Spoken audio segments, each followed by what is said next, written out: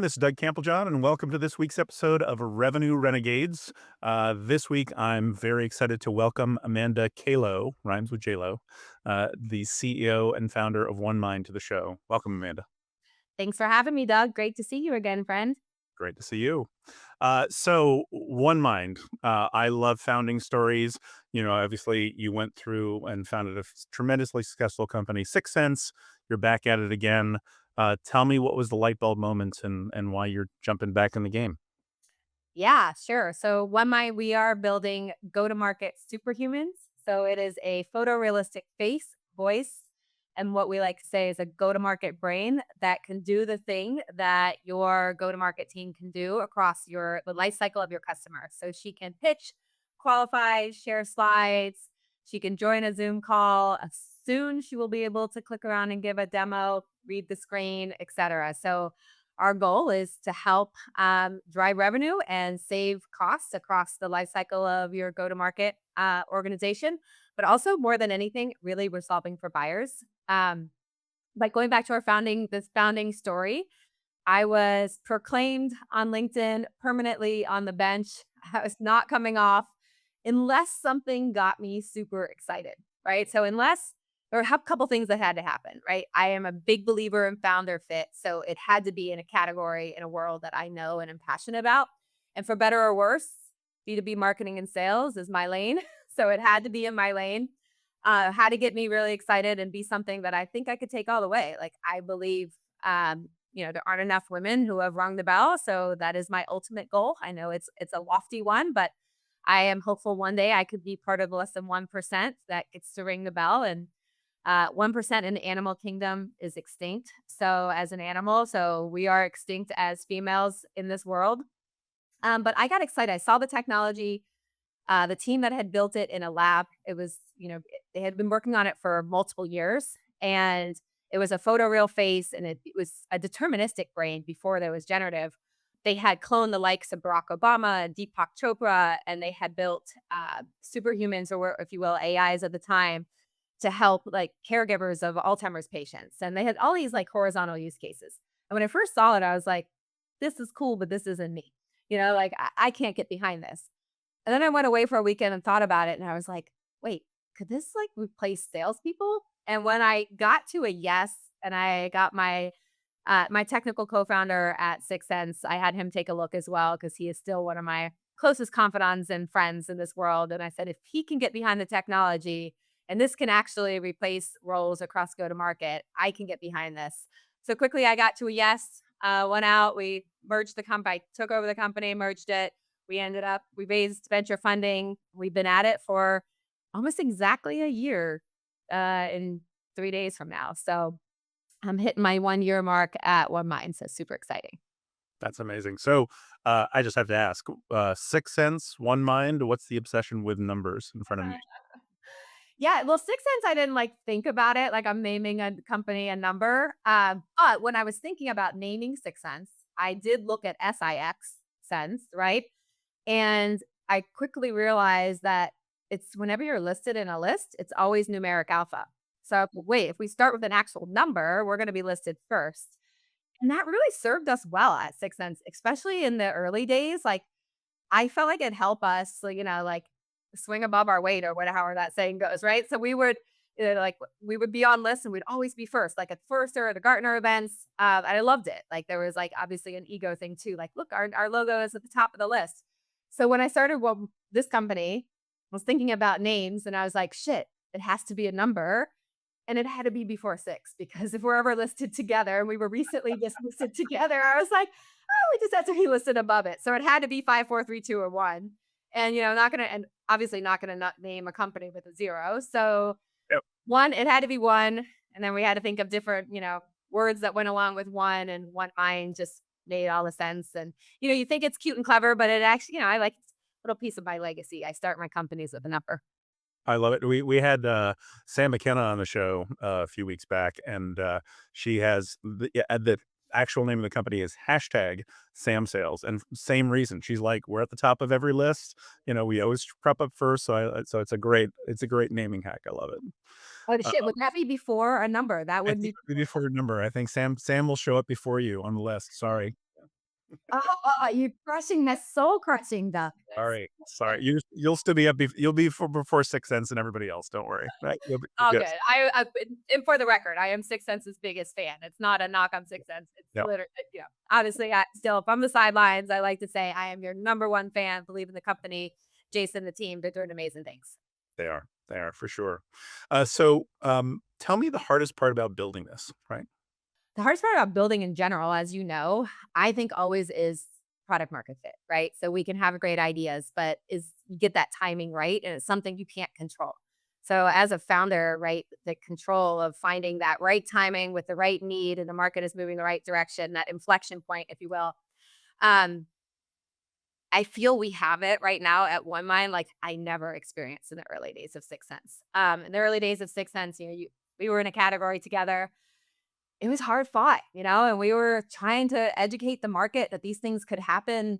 And, I feel like a lot of our deals at Six Sense early on were built on relationships. I was like taking people to dinner and really getting to know our buyers, understand their need. And then they were taking a bet on myself, in the company. Yep. We're in a really different place right now at One Mind where I think the market is ready for everybody is looking for efficiency gains. Everyone is looking, has a mandate to use AI.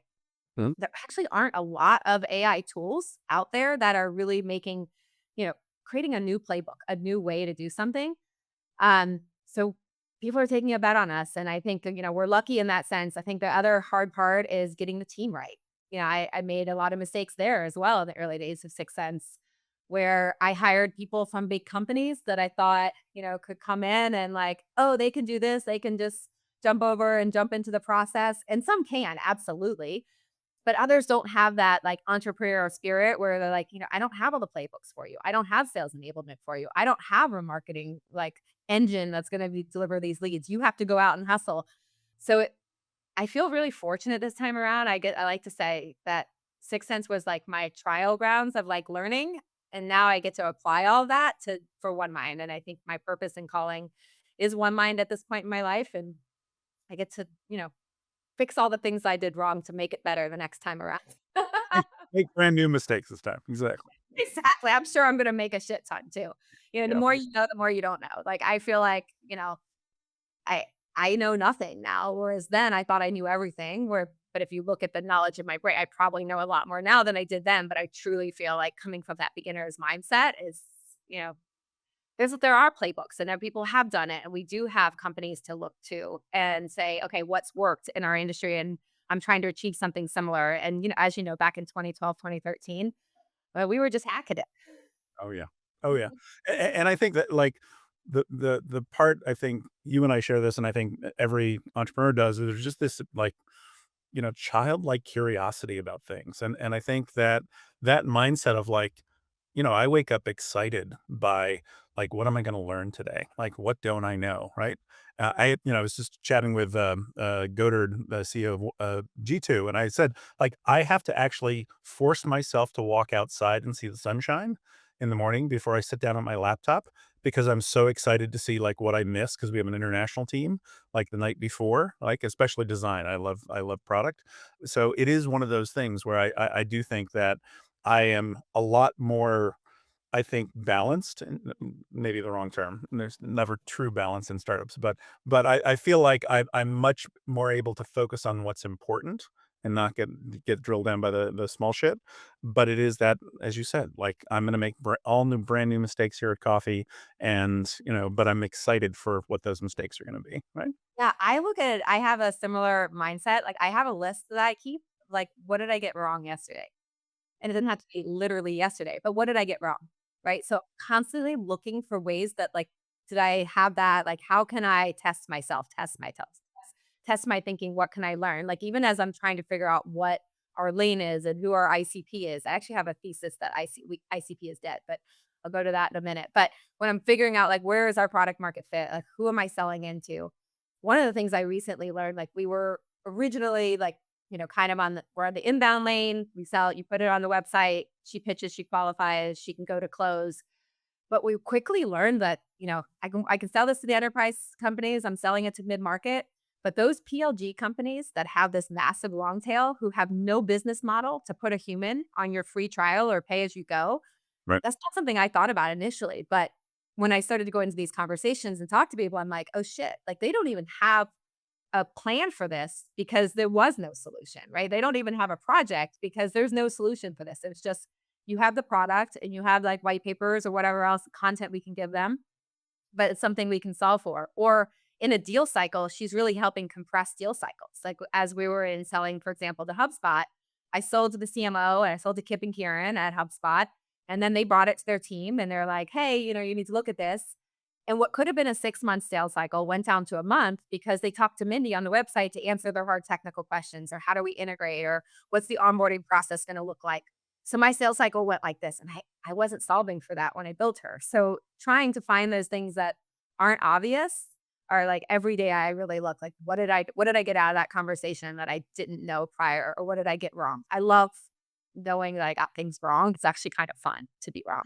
So what are those kind of what are the sweet spots for where one mind fits best today, and where is it where do you try to at least today say this isn't really a fit for you? Yeah. So right now, so where we're not a fit is we're really staying away from support. I Ah, think there is a whole ticket management. She can have those conversations. She can answer the questions. But is there a need for a face? Is there a need for multimodal? Because we share slides, we share videos soon to give the demo. It's not necessarily needed in the support realm. So, I'm gonna let Sierra and others like stay in that lane and take on the support challenges. Like we think of the bow tie, top of funnel, inbound. You have a lot of inbound coming to the website 90% of them go away without engaging. So most people's traffic, what do? You have the option of filling out a form and waiting for somebody or scheduling a meeting through that form or other, even AI chatbots. Like it's just qualifying, right? So they're just like asking, are you the right fit? Are they like, do you have budget? Do you have need? Okay, yeah, now let me book a meeting. So it's just getting you to the person.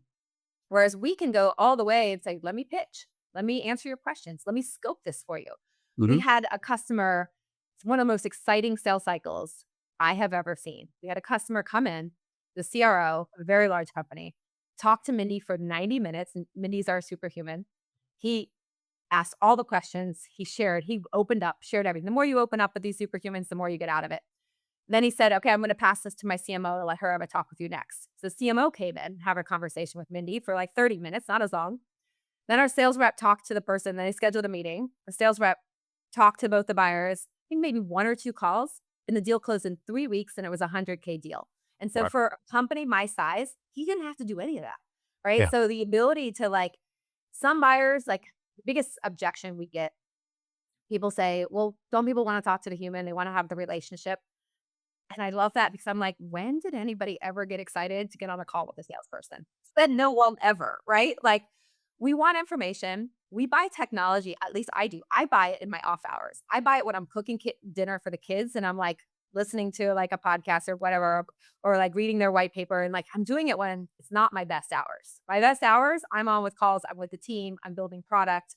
I'm doing the hard shit. I don't wanna have to schedule, and I wanna do it when maybe I'm in an Uber, and I'm like, "Hey, I don't wanna schedule. I don't know when that time's gonna be." So what if we could take away time limitations? What mhm. if we could take away capacity limitations of each individual? Because an SDR can only qualify, an AE can only pitch, a sales engineer really can't even sell you because 'cause they're just answering technical questions, right? Compress that all together and you have a superhuman that gives the control to the buyer. And that's our ultimate goal is actually not even to help our customers grow, which that's kind of a byproduct of it. My ultimate goal is to create a better buying experience. Let's just make it super easy to buy from us, to get your questions answered, have an empathetic experience where she really truly can lean into your needs and come up with a solution. So it sounds like, mostly on the inbound side, sales use cases, mostly on the inbound side, but from top of funnel through mid funnel, even, pretty low down in the funnel? Yeah, and she'll go all the way to close. Like for HubSpot, she closes. She's closing deals. It's like she is getting people to purchase for their SMB segment.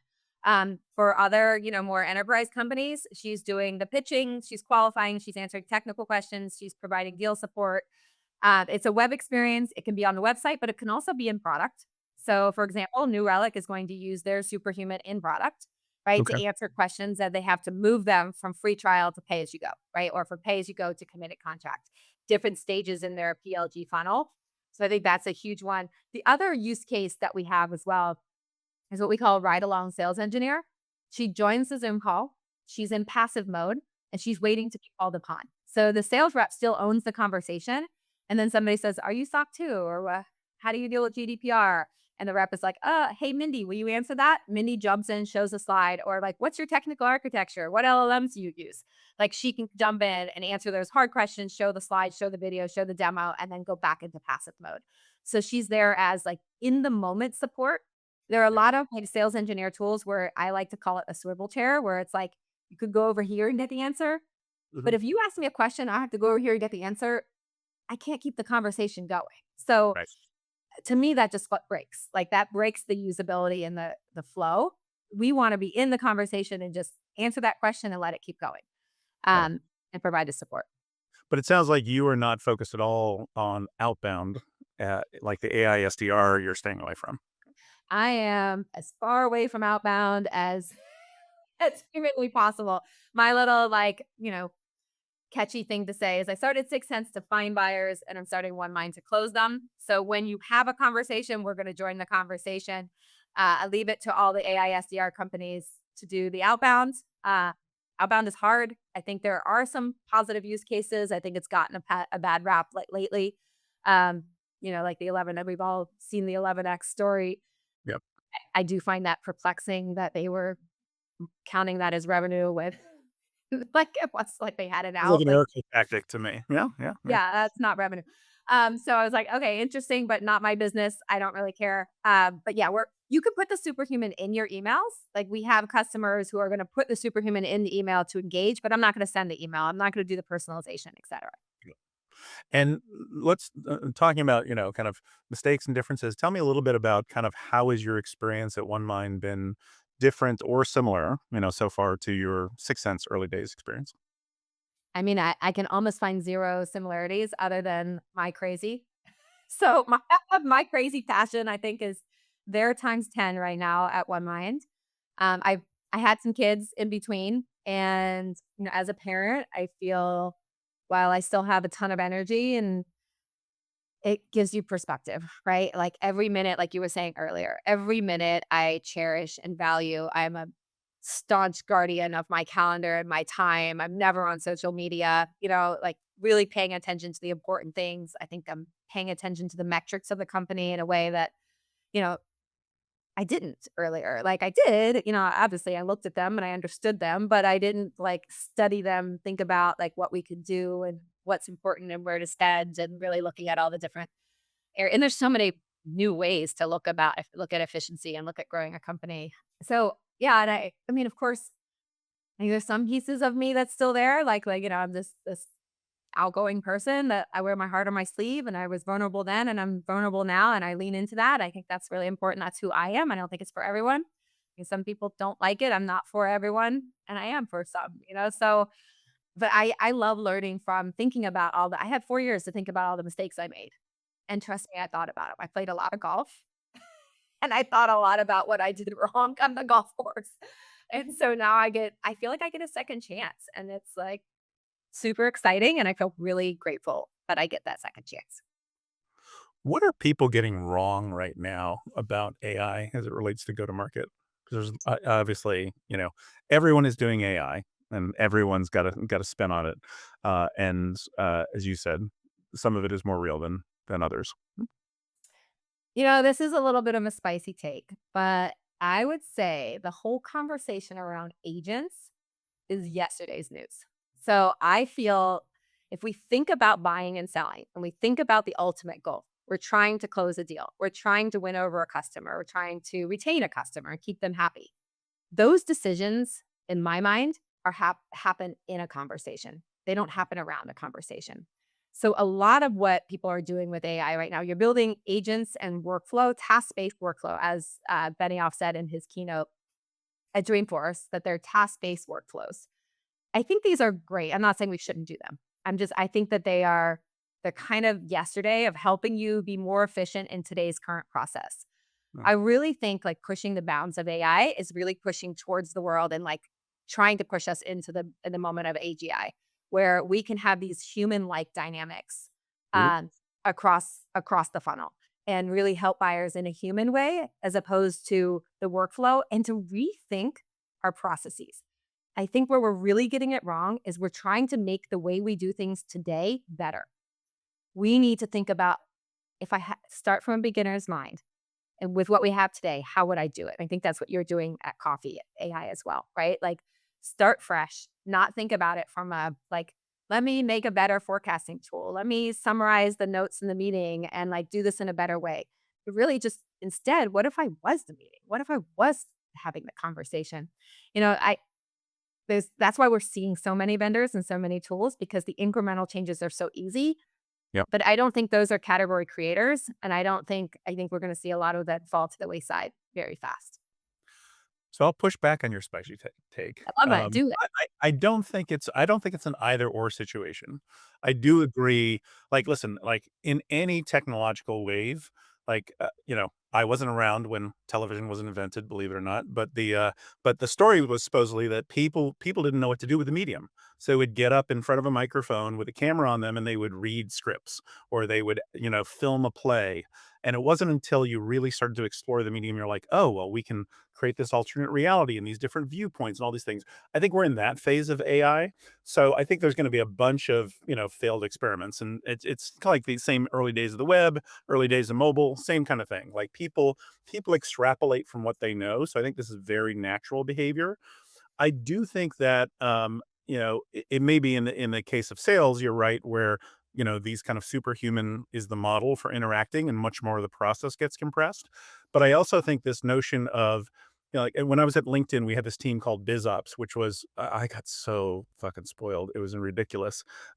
Because these guys it was a bunch of McKinsey and, Bain consulting folks would just go off and be like, we're just going to constantly seek like what's the next best market for us to go after, or what's the magic moment when someone converts into a three times more likely to retain customer, and all these kind of experiments. And I think the notion of having uh I had Joe Mora, who's the CEO of Crew AI, on the show recently, and he defined agents as things that have agency, that have the flexibility to do things on their own. So it's not this programmatic, if this then that statement. And I do think that notion of like, here's my overarching goals, whether it's in my personal life or whether it's in business, and just like be my forward seeking team that's always looking at that. I think there's value for that in addition to what you're talking about.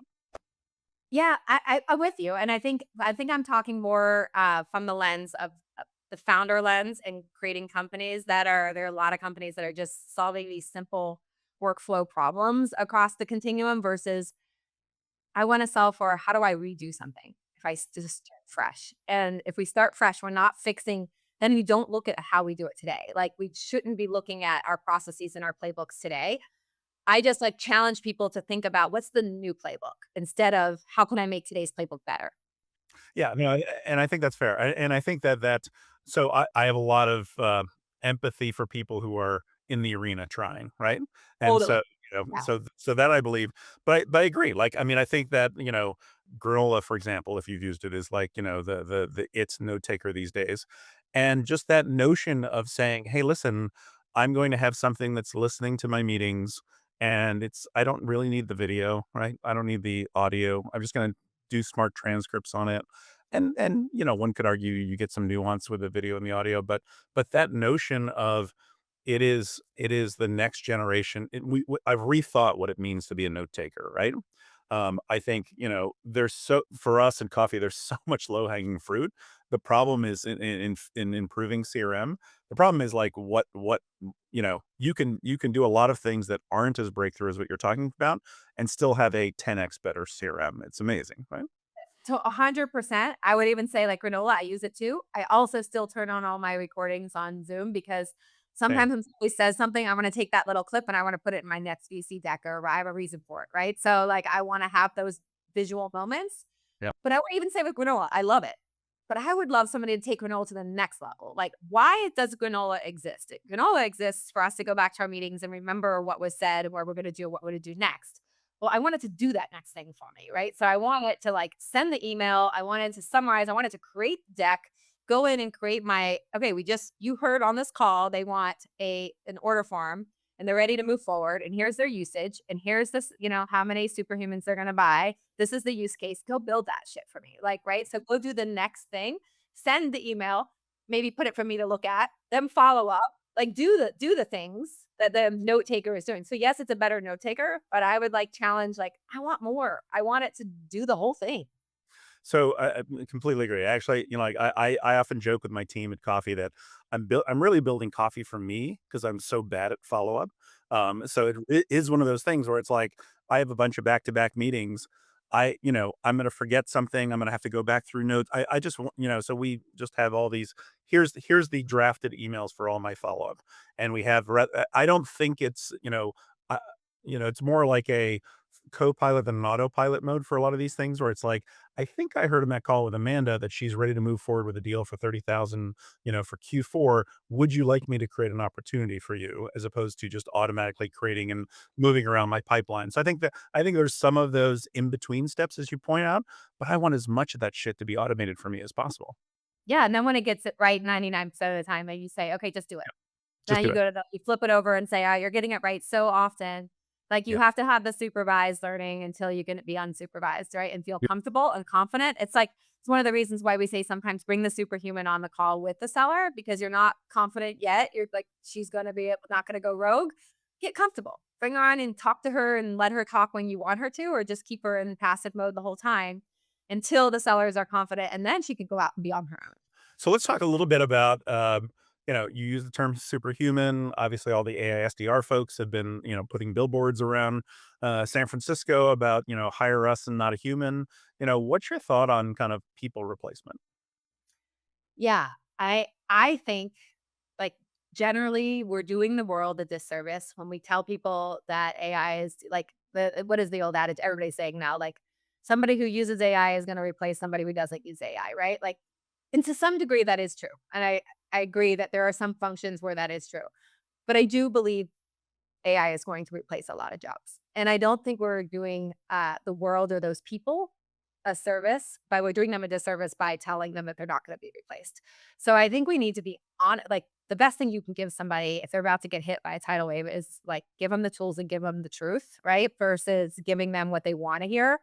I think people are afraid to say what's really going to happen. I think we are actually a lot closer to truly having AGI, especially in our world in B2B sales and marketing. And according to like Altman's definition of being able to replace the job of a human, we are a lot closer there than we actually realize. And so I think it's important to share that like it is time to reskill and retool and think about what you can do and how you can get into being like my neighbor, for example, was a data scientist and he came over to me and he's like, I can't seem to find the jobs that I used to have. And I connected him to our head of Gen AI. And the next thing you know, he's like a prompt engineer for us. That wasn't intentional on our part, but he had to reskill, right? And go through that process. And so I just think honesty is the best you can give people, and I think there's just too many people playing it down right now, and I think it's gonna hit us harder than we realize.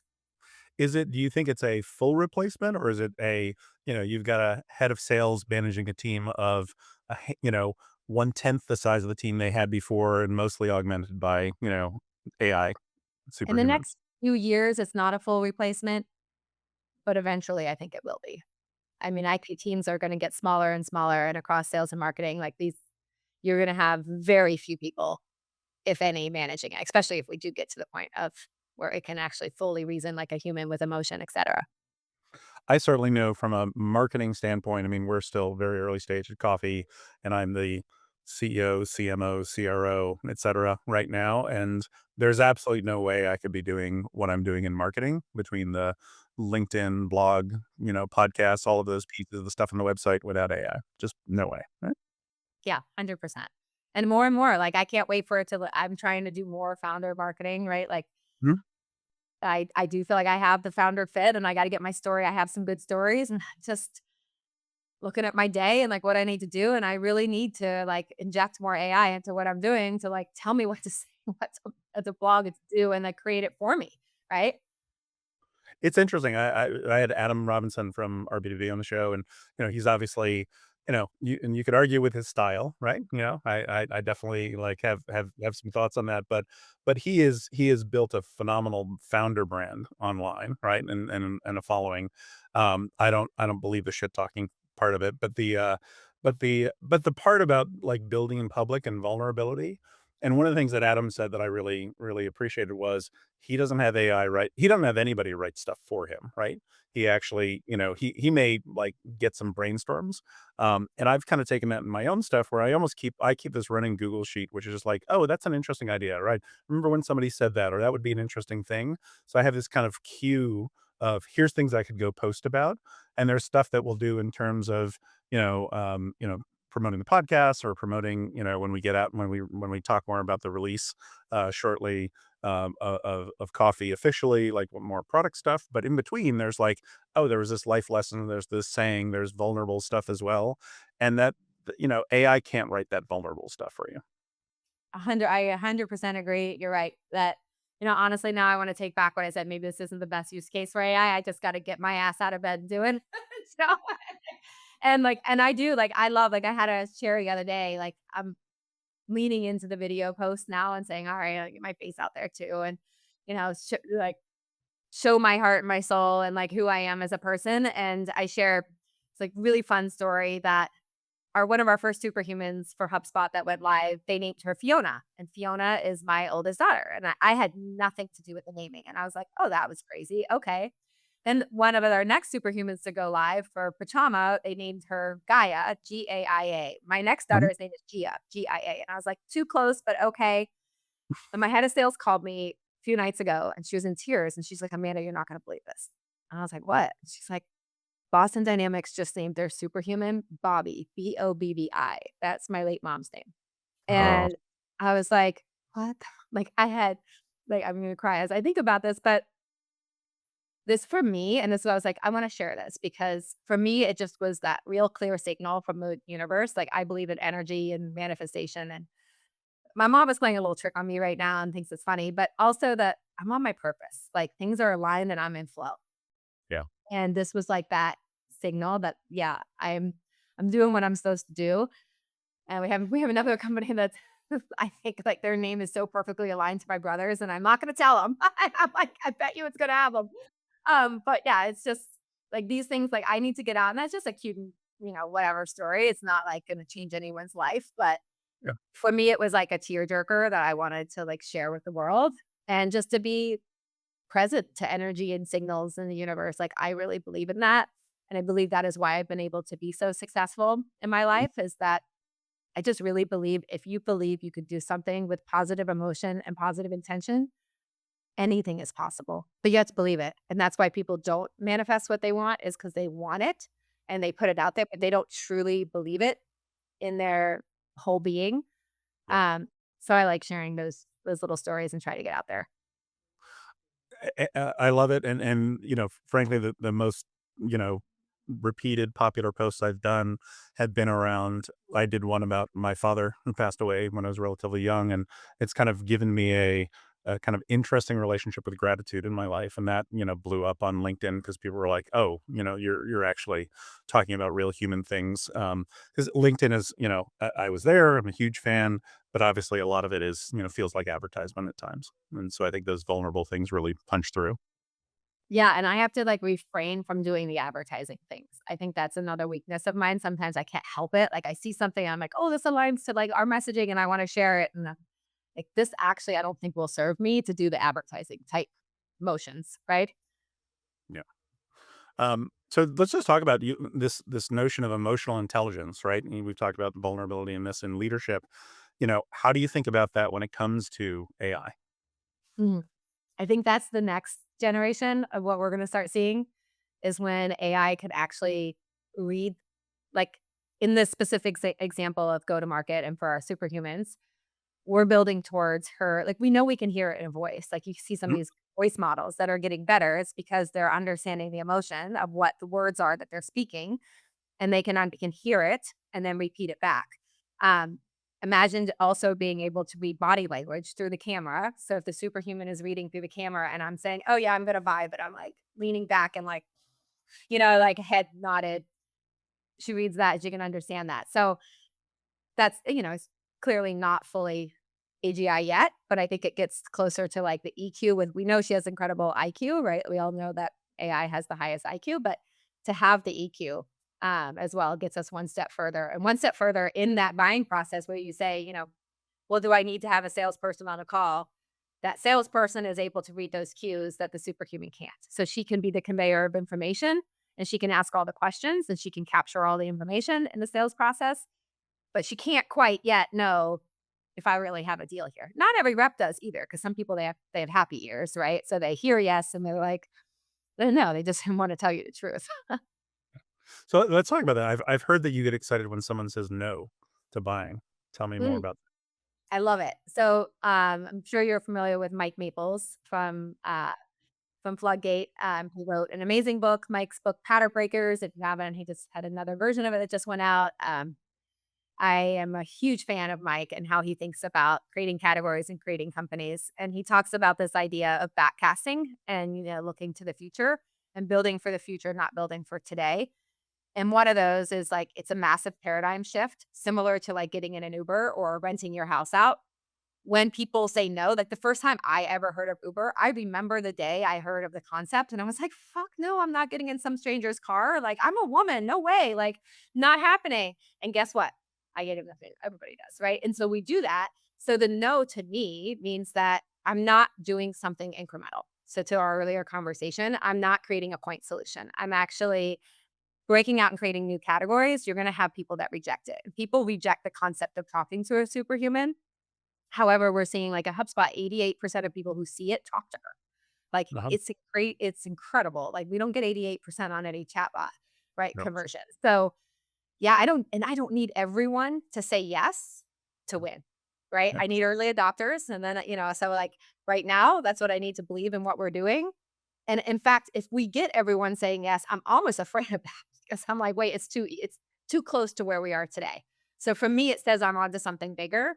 So I actually try to celebrate that. And I also try to learn like why is it that they're saying no, of course, right? And double click. Like I don't at the 6 10 days, somebody would say no, and I would just, okay, you know, like Mm. walk away. Now I really, and as I think most good leaders now, like I am gonna hound down their door to find out why they really are saying no. Like, that's more important to me than the yes today and to, like, double click on that and learn from that.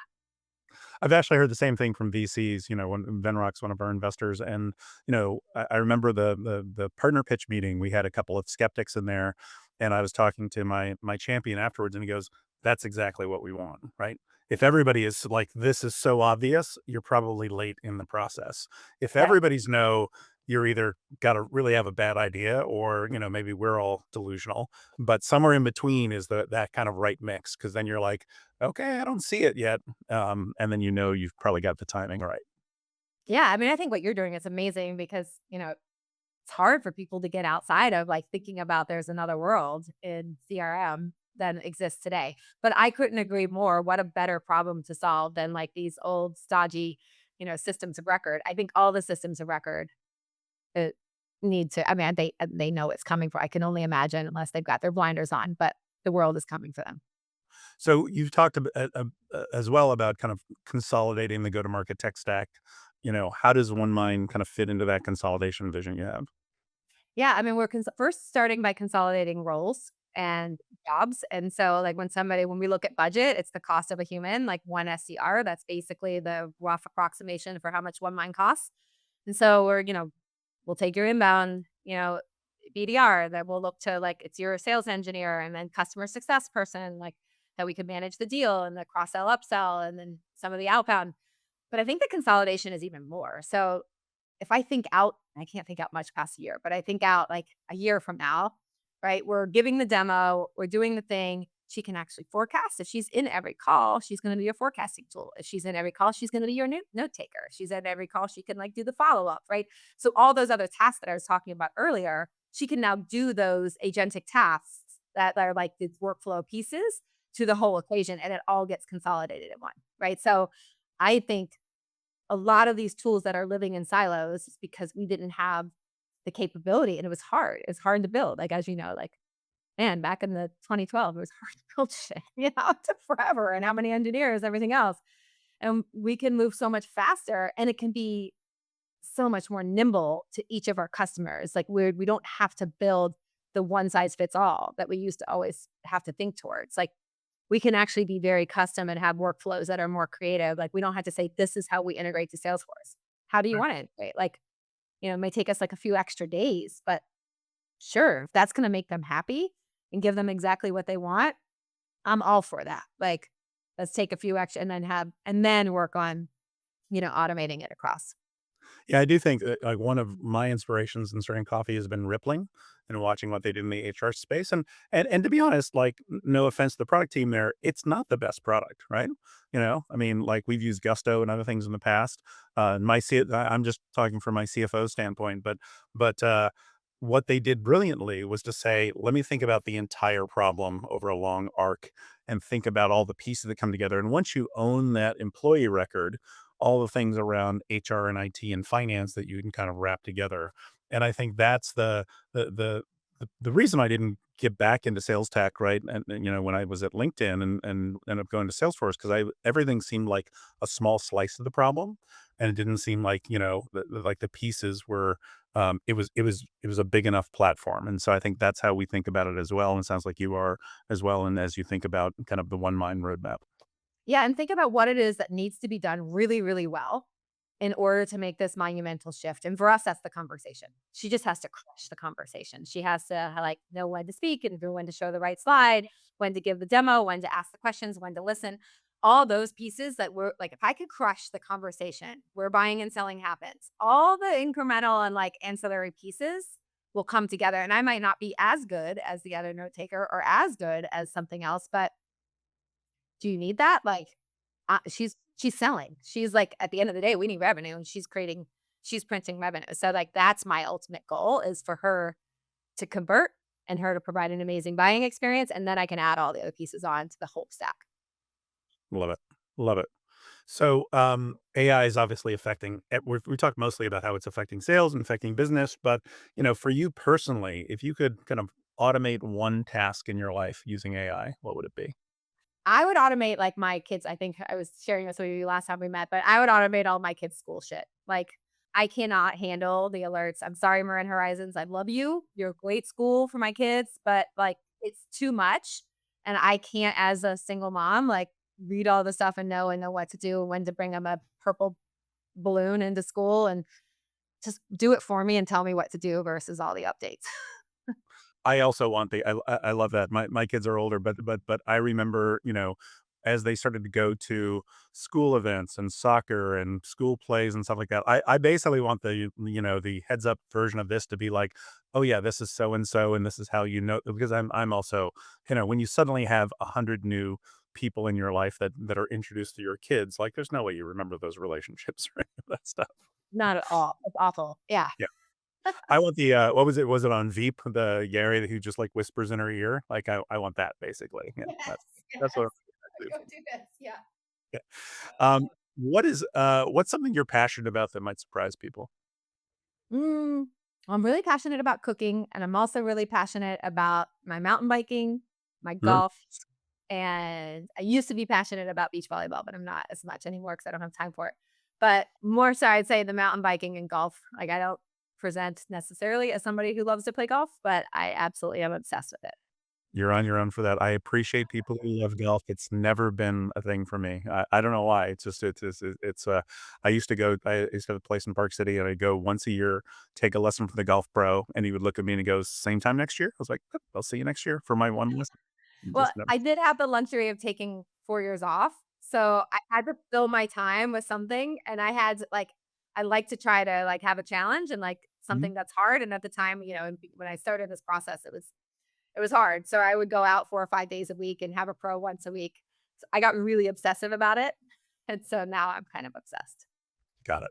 Got it. And what's one thing you can't live without in your daily routine? Well, I don't do it daily because 'cause I'd be lying, but, I mean, daily would be coffee. Like, I'm just never gonna give up coffee, but that's, like, but that's perfect for your I think that's and now I know why the question. Wow, it took me a second. Yeah, so coffee, but the other would be my tonal. So I am pretty obsessed with my tonal right now and weightlifting. And then finally, how can listeners keep in touch with you and kind of help you on your one mind mission? I would say go to onemind.com, the number one, MIND. Talk to Mindy, see what you think. You can shoot me a note on LinkedIn. I'm just my first name, last name. Fantastic. Amanda, always great to speak with you. Thank you so much for taking the time. You're the best. Thank you.